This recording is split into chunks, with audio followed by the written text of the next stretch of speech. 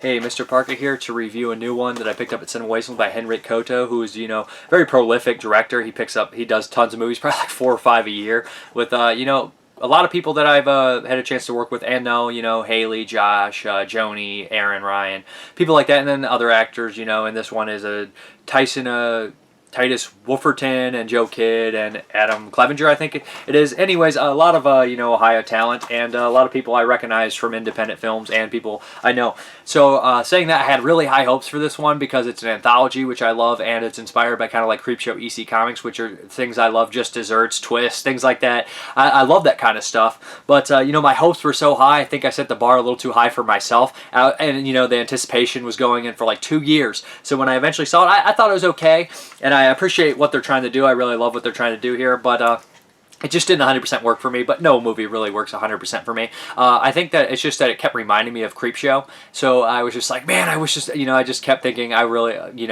I love Creepshow. I love Creepshow, watching throughout the whole movie. Basically, we have 4 stories here, intertwined by a radio DJ or disc jockey who is, on his last show, which is about telling weird stories, and it's his last, night, so he's kind of pushing the boundaries a little bit, sharing these 4 stories.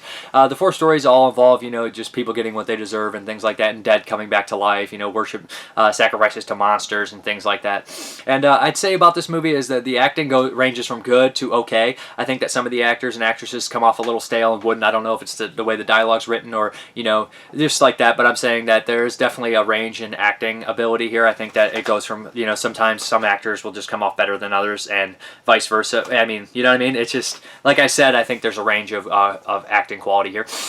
But regardless, as I continue, the stories in here are one about a painter who, makes sacrifices to a demon that lives in a wall or a monster. I like the monster in that one quite a bit, and I like the setup.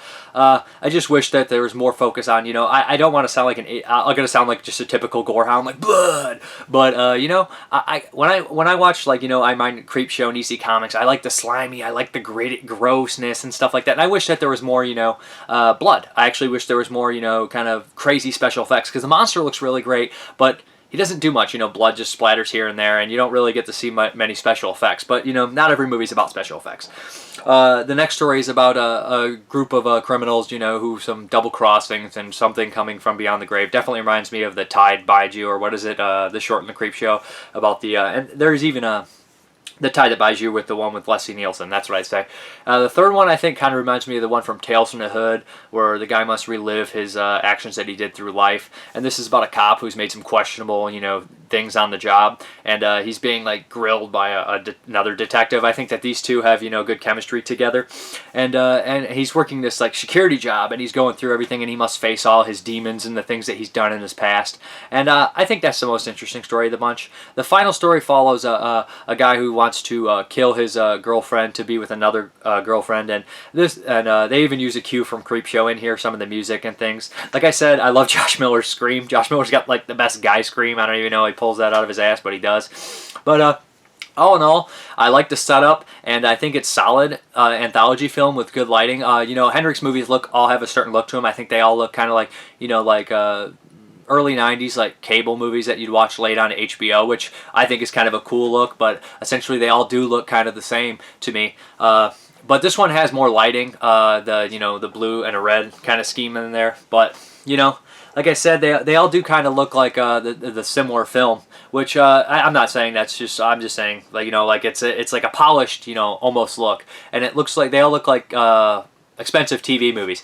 But that is Scarewaves, and I think that a lot of people enjoy it. I just think I had my hopes up too high because I'm a big anthology fan, and I like a lot of the people involved with the movie, so I think I set the bar a little too high for myself. But I think a lot of people check it out. I think the trailer, you guys will know if you'll enjoy it or not. If you like Henrik's other movies like Haunted House on Sorority Row, which I think is a pretty unique haunted house story, and has kind of bizarre things in it, and Babysitter Massacre, and he even does some more things like Awkward Thanksgiving, things like that. But yeah, it is plentiful with nudity. It doesn't deliver necessarily on the gore and the gooey effects all the time, but it does deliver on a lot of the nudity. He's never one to shy away from nudity unless he's making a kids movie. So if you guys want to see, you know, some more bare skin creep show kind of style, you know, not as, you know, high caliber as Creep Show, but I don't think I've ever seen an anthology movie ever made that was as high as caliber as Creep Show.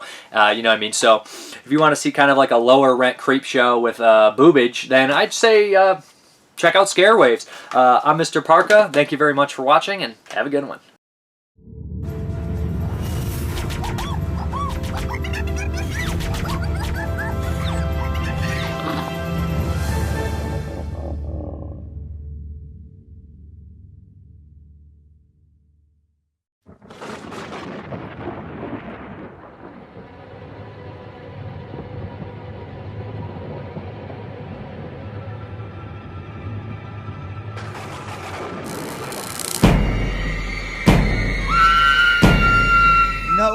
No, this is urban legend garbage. I have to apologize to you, my faithful listeners. I cannot subject you to such tyrannically mundane drivel. I've decided to share just a small sampling of my personal knowledge on the topic. This is Scarewaves.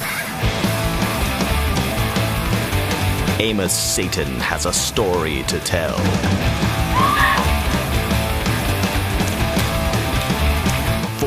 Gruesome tales that give a whole new meaning to dead air.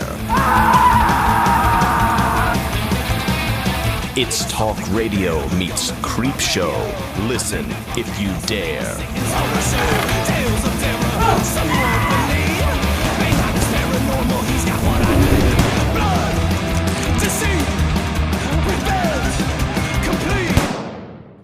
I'm sorry, I couldn't resist.